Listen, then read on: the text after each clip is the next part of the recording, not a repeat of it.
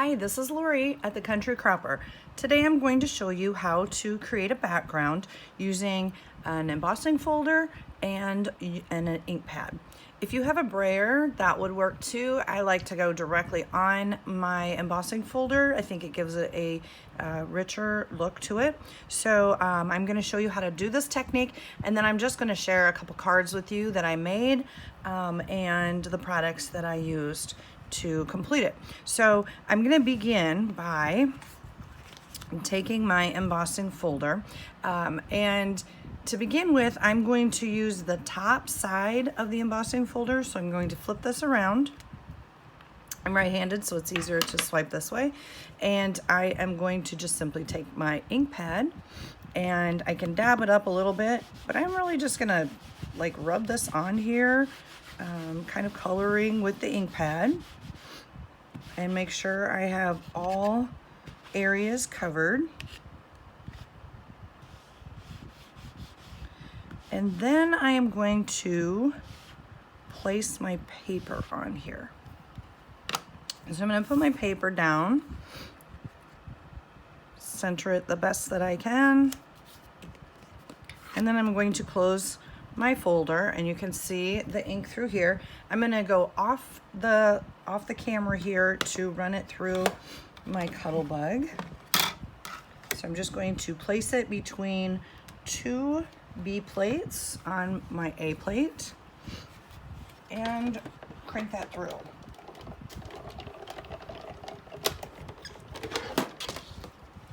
What I end up with is a colored and embossed paper. So hopefully you can see that all right. When I run it through the top, the ink goes into the depressed part. So it's kind of like the background, and the rest of it is raised up and remains white. So that's one way to run it through. The other is I'm going to, so I started with this top side, and I can clean my folder now. I'm just going to clean mine later to save us some time. This time I'm going to go on the bottom part, and this is going to give it just a slightly different look.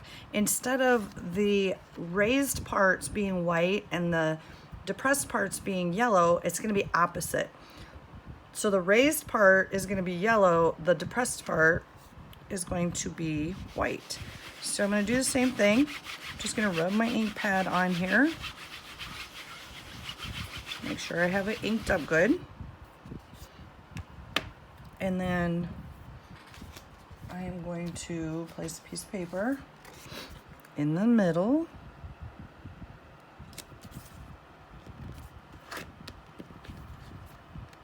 And then I'm going to go off camera again and run this through my Cuttlebug quickly.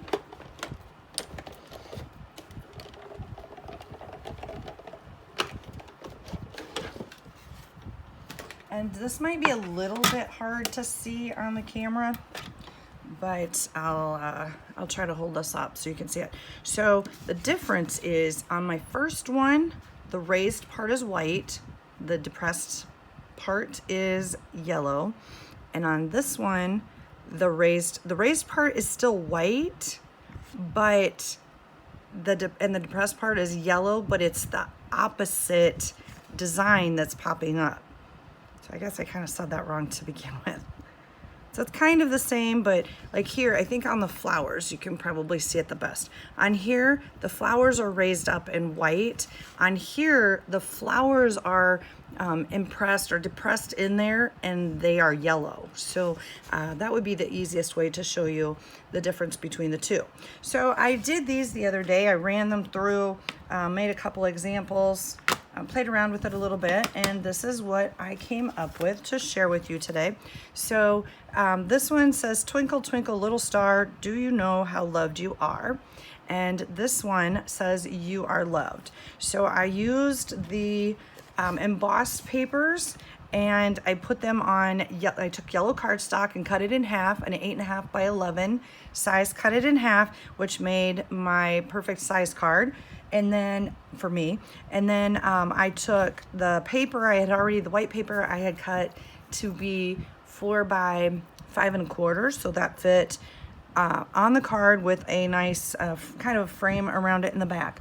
Then I used the Snuggle Up Stampin' Thin Cuts from Close to My Heart, and I stamped all of the images, and then I used the thin cuts to cut out most of the shapes. The little clouds and the little stars I had to fussy cut, but that was okay. That wasn't too bad. So again, that was the Snuggle Up, and I found a new way to stamp everything up. I wanted to use all of these, and so on my stamping platform, what I did was I put down tape on the back of this piece, and I lined it up over my paper. I put tape down on the back of this, and then when that was flipped over, it stuck here. I inked it, the whole thing up, and stamped all of it at one time. I apologize. I do not know who to give this credit to. This was not my idea. I think I was roaming through YouTube one day, ran across that, and it was like, wow, where has this been? Because usually I take one stamp off at a time, and this way I was able to stamp everything and then use what I wanted off of it, which was most of this stamp set. When I was done cutting it out, I colored in the pieces using the Spectrum Tri-Blend markers.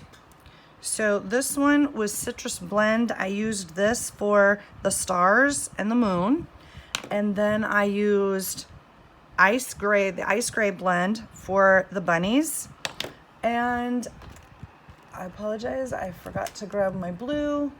I don't know where it's at right now, but I used a blue, here it is, sorry. I used the Ice Blue blend for the clouds, and I also used a blender marker to take some of the color off as I went. I also used the stamp right here, You Are Loved. It's just a single M-size stamp from Close to My Heart. Worked perfect in here. And then for the circle, I used the shaker window and confetti set. So I cut a white piece of paper out with this circle, and then a yellow piece with the stitch circle. And instead of making it into a shaker card, which also would have been cute, I could have had little stars in there, but I wanted to keep this fairly simple because I wanted these popped up. So I just placed that on top of each other. So those are the stamps and the thin cuts that I used for this. When I was done, the stars and the moon and the heart, they just needed something a little bit more. So I grabbed, and I cannot find it today. I have no idea where I put my stickles, but I grabbed a diamond stickles, and I just colored in the stars and the moon with the stickles, and it is just shiny. I don't know if you can see it real well on the video, but it really makes that stand out and is very noticeable.